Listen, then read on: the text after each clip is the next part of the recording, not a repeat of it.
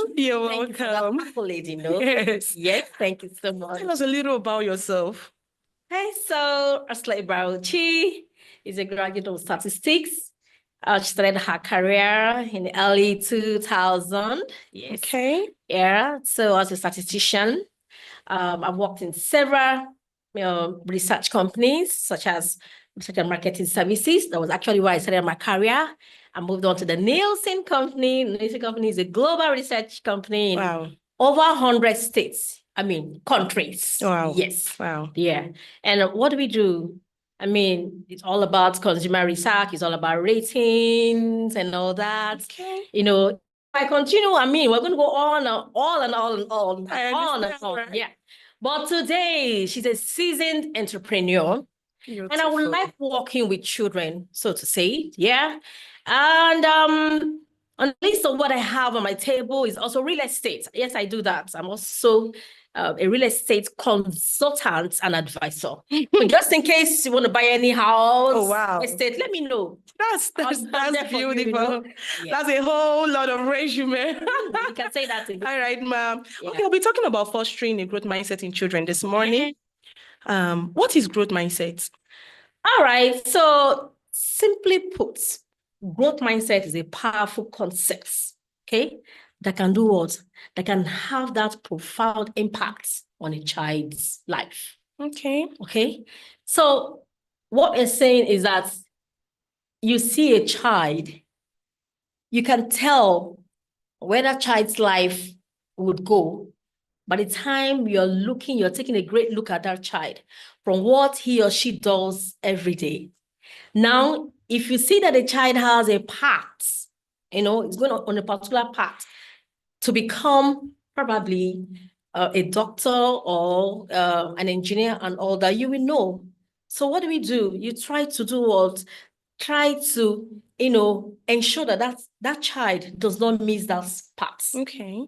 You understand? So you help that child foster that growth in him or in her. Okay, now what are the signs you should be looking out for that could tell you that a child has his growth mindsets, personalities, or doesn't? What are the signs you should be looking out for? Right, so I'm going to take my daughter as a very good example. Okay. So I have this beautiful daughter of mine, Janelle. Hi, wherever you are. Okay. So Janelle is 16 now, and she's in the University of Nsukka, UNEC, as in Enugu campus. So growing up, this is somebody that likes drawing.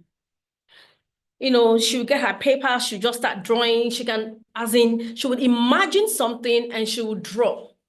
So she can imagine that there's this estate, and in that estate, we have green section. Okay, we have park, we have this, and we have that. And she will put down everything. This was as early as 4 years. But growing up, when you ask her, what would you like to be in future? She will tell you, I want to be an accountant. Do you know why? Because her grandfather was actually a chartered accountant. Oh, wow. So because she loves figures and she likes, counting money, she'll say, I want to be an accountant. So we're growing up like that. But it became very imperative, okay, when it was time for her to now choose whether she's going to be a science student or an art student. We knew that this girl was good, whether art or science. But something came to me one day. I was like, no, Janelle, you draw good things. You can just imagine that you can draw anything. Why don't you become an architecture? And as soon as I said that, the father, as in the grandfather, supported. Oh, wow. Yes. So that was how we helped her to, develop that love more. So what did we do? The father now had to buy her, this some drawing square. If you're out there, you know what I'm talking about. Yes. Some drawings, stuff. I don't even know them. Drawing boards and all that. So if you come to my house today, you see drawings by Janelle. Of mine. Yeah. Now today she's in the University of Nsukka Enugu campus reading architecture. That's beautiful. Yes. So that's to say that you actually saw she had that growth. You saw that thing in her, and then you realized that she wasn't meant to be an accountant, but an architect. An architect. And exactly. Then you formed her to be an architect. Exactly. And now she's studying architecture. Yeah. That's front beautiful. level. Yes, Okay, now, you're one. to every parent out there, you know, it's not every mom, dad that actually knows how to discover that peculiarity in path. every child. There's that growth path in every child. Yeah. How is there something you can tell them? How can you explain it to every parent out there so that it will be easier for them to understand what their child really needs, and then when it is time for them to redirect their path to that growth path that they should, something like that. I understand you quite well, Miss Confident Albert. Okay, so that can be done. So both parents and teachers, they have that role to play in the society. Yes. Now, it's just a pity that in our continent, Africa, we really don't, we don't have that. I say it, I'm not trying to bring down my continent. No, I understand. Africa, but it seems, as if though we don't, most schools don't really have that in place, unlike the Western world. I don't know if you're seeing this video, China, is it China or Japan, where you see kids, children, in different sections doing what they know how to do best. Carpentry, laundry, so many things, So I feel that schools can help develop this. Now, because I love, this is something I've seen in me, I love, helping children follow the right path. So because of this, there's a school in my community back in Abuja, right? In my neighborhood. So actually my children were going to that school first before we put them out for some reasons to go to the boarding school, right? But I went to the preparatory first, the head of school, and I told her, I said, see, there's something I have come up with. I really want us to test this. It's called MMA. I coined it myself. Now, MMA means marketing mix analysis. And I told her what we're going to achieve with that. In our country, Nigeria, I love my country so much. And we have so much talent in Nigeria. Now, this talent, yes, this talent can be, harnessed at a very young age. Just know what they are good at. So I went to her, I said, see, in your secondary school section, okay, both JSS, junior and secondary, that's something I want us to do together called MMA, Marketing Mix Analysis, where we train children on how to become young entrepreneurs. This is 3 years old. This was formed in the year 2022. No, 2022. No, 2021. Sorry, because I said it is 3 years old now. Yes. That was immediately we came out of COVID. So I was actually not seeing that during COVID.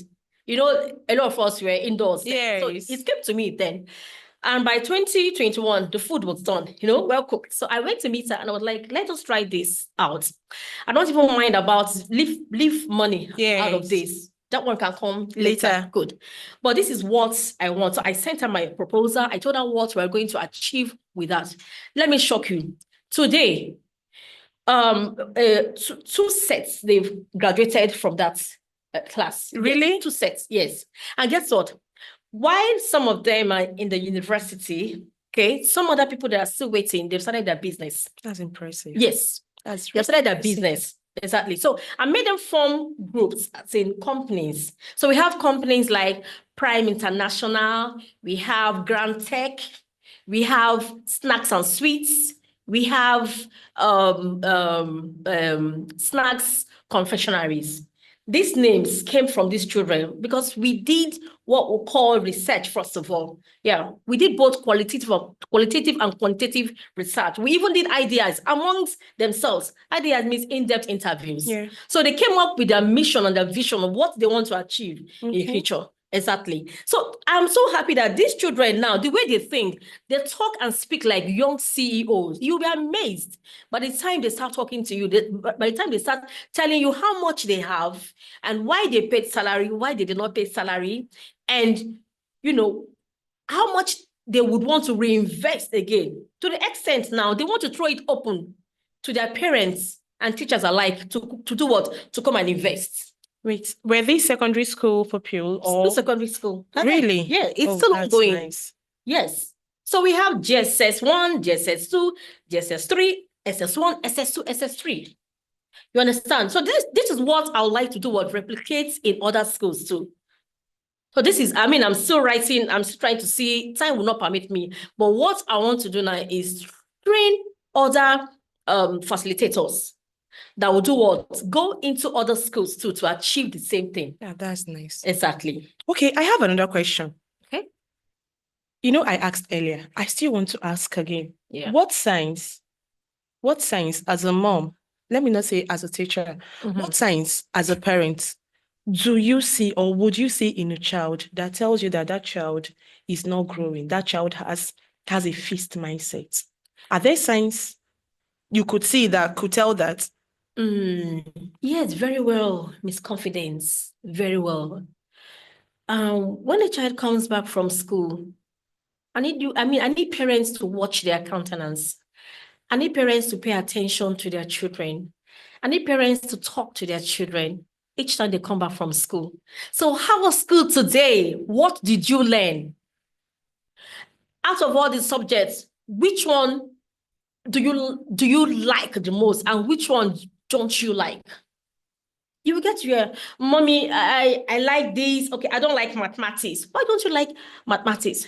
Because 1, 2, 3 reasons, they will let you know. Children are in fact, the way with the way they think these days, honestly, they are going to make this world, not just this country, a very proud place to be in. They will let you know what they think resonates well with them in their studies and what they do not like. Now, you as a parent, you need to sit back and see where your children is lacking. Yeah, that's okay? Right. And then try to redefine his or her parts. So if the issue is on mathematics, yeah, it happened to my youngest daughter. But today, Jovi, when it comes to mathematics, hello, Jovi, how do you do? I know you're in body school right now, okay? So now, Jovi, then she hated mathematics. Yes. And then she wanted to be what? A doctor. So I was like, oh, for you to be a doctor, see, mathematics is compulsory. You must pass it in your JAMB. It is one of the, in fact, you were trying to prepare her mind. Yes, so you must. And what did I do? I had to get, a teacher. Me and my husband, we agreed. So we got a teacher to come and start teaching her mathematics. At home? At home, yes. That's nice. Exactly, at home. Today, I'm going to tell you, in fact, they just finished exams. So while I was learning, I saw her call and I was like, I'm going to call you back. So I called her back. I was like, yeah, Miss Ogo, what happened? Mommy, guess what? She's in SS2 now, by the way. She said, Mommy, I came first in mathematics. I saw my grade. I was like, wow, that's my baby girl. Now, as a parent, if I had not done anything, to her, do you know what that would have meant? It would have meant that my daughter wouldn't know mathematics. And probably when JAMB comes and all that, she would do what? Fail. And once she fails, maybe she won't even be a professional in any course. Because in Nigeria today, mathematics is compulsory. Very compulsory. Maybe at the end of the day, we'll now tell her, sorry, you can't be that doctor you want to be, or you can't be this. So go and learn something else. By the way, we also discovered that, just like we discovered in Janelle, we discovered that Jovi, of course, she loves treating people, but we discovered that she would thrive more as a food technologist. Ask me how. How? Good. Now, just like Janelle, Jovi had this knack, for, as in gathering, taking videos, photos of whatever food. As early as 5 years, any food at all, she would snap and then she would talk about it. I like this food. This is yam. I'm eating yam. I'm eating beans. I'm eating that. You understand? By 7 years, she had a YouTube channel. It is still there. Jovi Love It. She opened a YouTube channel with the help of her father. If you go to her YouTube channel, you will see all her posts on food. So she's a foodie like that. Today, she's 13 years. If you go to her channel, you'll be amazed. Whenever she's cooking, she's videoing, she's talking about that. Today, she has chosen that path to be a food technologist, and she's doing well. That's interesting. She's doing so well in that. in that area, in that field. So I'm going to say it again, parents, please. If you're a parent or you're a guardian, do not neglect your child, your children, your ward. Whenever they come back from school, sit them down or even watch them. As they're growing up, watch them, watch the growth, the path they are taking, and try to, shaping that path well for them. Because if you force your child to do what he or she does not like or wouldn't want to do in future, you are wasting that child's destiny. That's right. That is the truth. Parents, take notes. If you force your child to do what he or she does not want, you have wasted his destiny and his dreams. You've shattered his or her dreams in the nearest future. All right, I have one question for you. Okay. You know, there are parents who actually make so much effort. A lot of parents out there, I think this should resonate with you. There are so many parents who makes a lot of effort to make sure that their kids from childhood, when they are like at a tender age, they do very well. And these days, you see that kids who grow up in the way they were thought to grow, they come up being, I don't know, you see a lot of youth out there, per se. Now they are no longer kids, youth out there, who you begin to ask, were these youths trained by a parent? Didn't they have moms or dads at home? Why are they like this? Why are they behaving like this?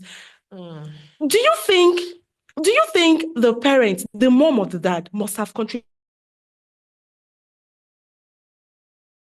Before you answer, I said this mom and dad did everything. When you ask them, they tell you they did everything within their power to make sure that that particular child grows up like being an excellent person. But eventually, the society sees this person as a hoodlum, as a tout, as somebody that you wouldn't even want to associate with. Do you think it is a fault of the parents?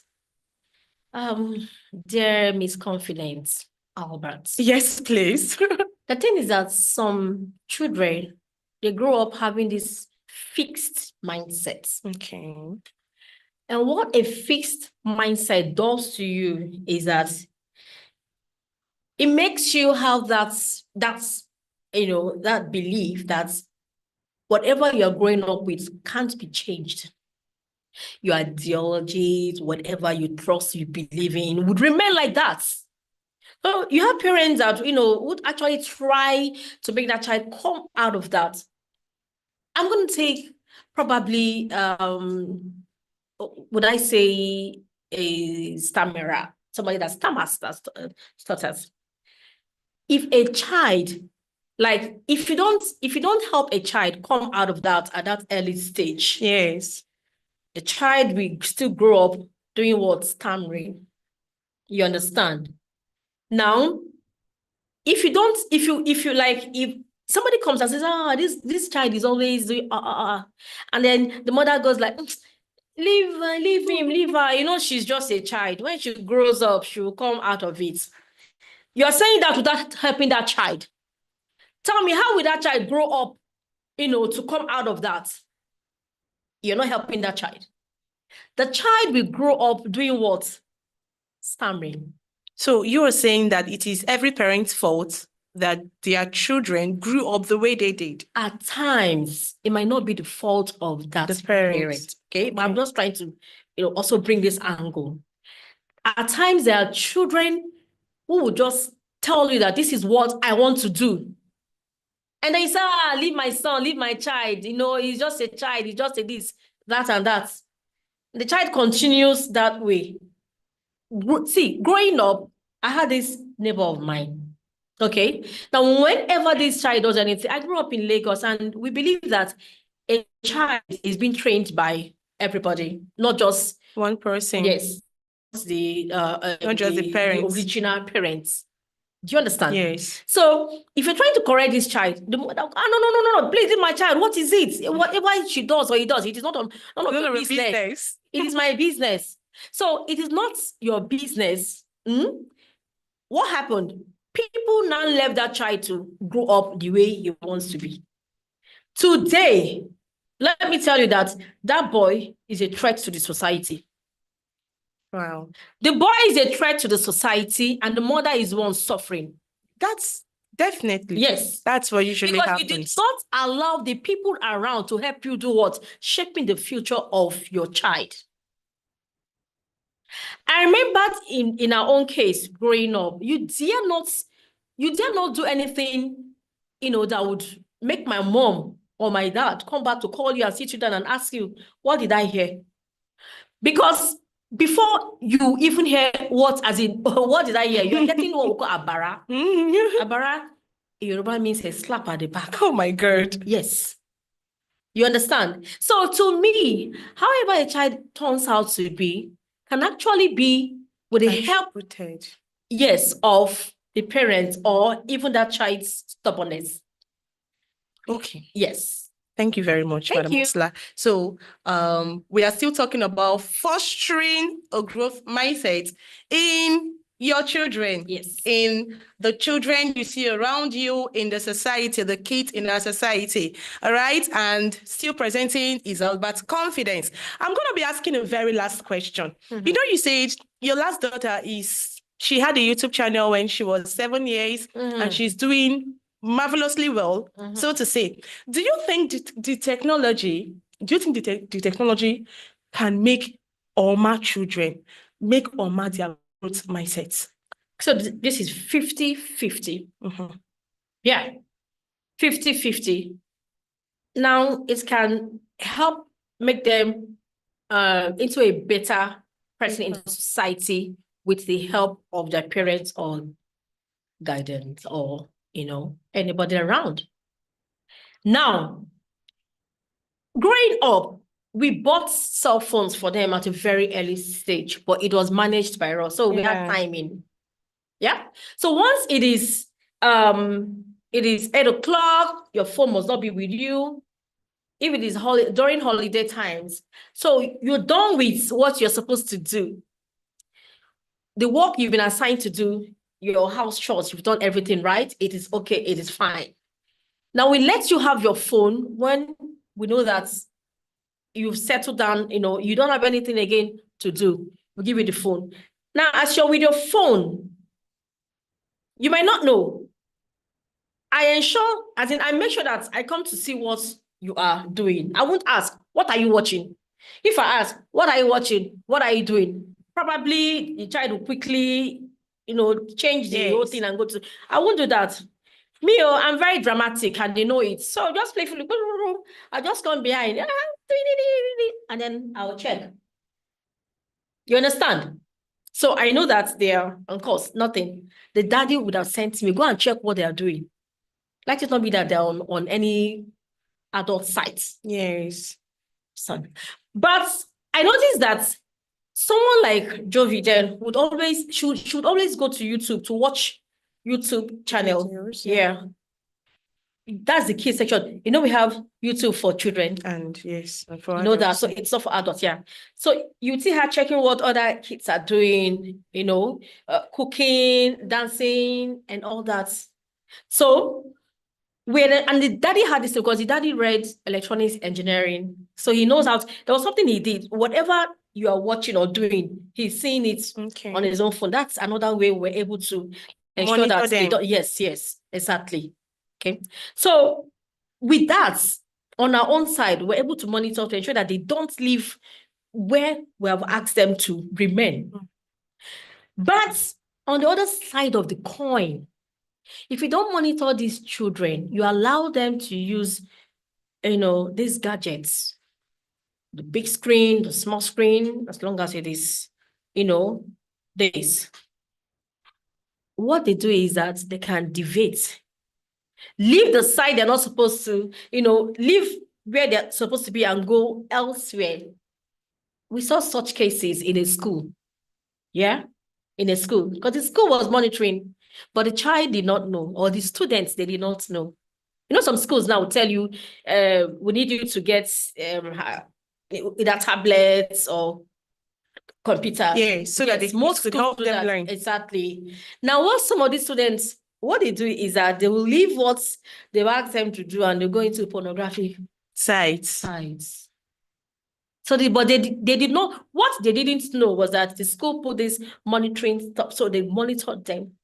That's how they call their parents. All right. So what you're trying to say is the technology could actually make Oma them, but they will do perfectly all right if they are monitored. Exactly. All right. Yes. So we are still talking about fostering a growth mindset in children. And today, Mrs. Osla Ibauchi is telling every parent and teachers out there, you should collaborate to say that every kid in the society becomes better people by fostering that growth mindset into them. And to every parent out there, Mrs. Osla Ibauchi today is telling you that if your child grows up to become who you didn't think of, who you never expected he or she would become, it is your fault and partially not also your fault. So every parent and teachers out there, we are calling you today to make sure you work hand in hand with the society to make your children, our own kids,